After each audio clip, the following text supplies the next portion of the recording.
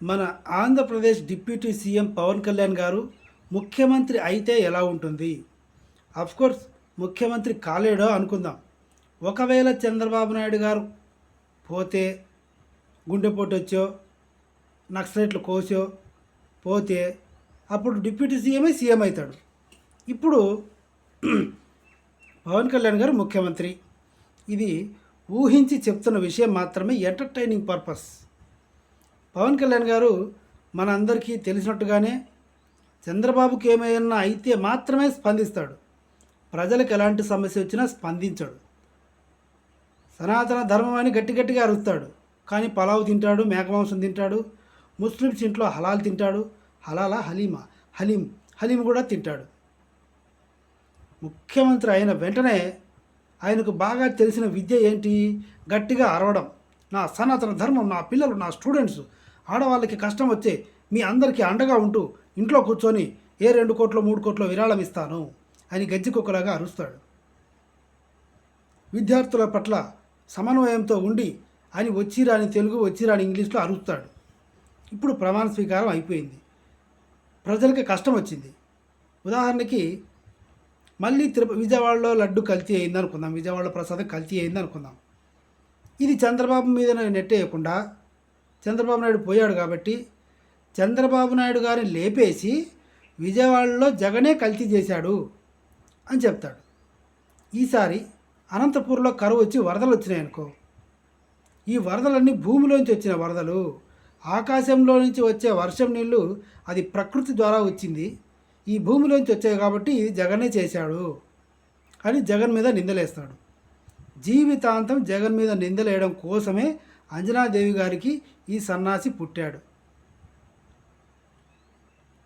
ఇంకో చోట ఏదైనా ప్రమాదం జరిగిందనే అనుకుందాం. 300 మంది కాలేజ్ స్టూడెంట్స్ రోడ్డు ఎక్కారు. మా కాలేజ్ హాస్టల్ బాత్రూమ్స్లో కెమెరాలు పెట్టారు, మాకు న్యాయం చేయండి అని. అది ఫేక్ అని కొట్టిపడేశాడు పవన్ కళ్యాణ్. ఇప్పుడు ముఖ్యమంత్రి అయిన తర్వాత కూడా అట్లాంటివి ఏదైనా జరిగిందనుకో అసలు ప్రెస్ మీట్ కూడా పెట్టాడు. ఏమో నాకేం తెలుసు, నేను 1,00,000 పుస్తకాలు చదివాను, అక్కడెక్కడ సీసీ కెమెరాలు లేవు అని చెప్తాడు. పిఠాపురంలో ఒకరోజు నాగబాబు గారు పెన్షన్లు ఇచ్చారు. మరి వరదలు వచ్చినప్పుడు ఎందుకు రాలేదు? విజయవాడలో వరదలు వచ్చినప్పుడు పవన్ కళ్యాణ్ గారు ఎందుకు రాలేదు అంటే, నన్ను ఇంటెలిజెన్స్ వర్గాలు వద్దన్నాయి, నేను వస్తే సహాయక చర్యలకు ఇబ్బంది అవుతుంది అన్నాడు. మరి ఓట్లు అడగడానికి వచ్చినప్పుడు ఎలా వచ్చాడు? నిన్న విజయవాడలో మెట్లు కడుగుతున్నాడు ముత్తైదువులాగా. కనకదుర్గ అమ్మవారికి ఎవరు మెట్లు కడగాలి? ముత్తైదువునే కడగాలి.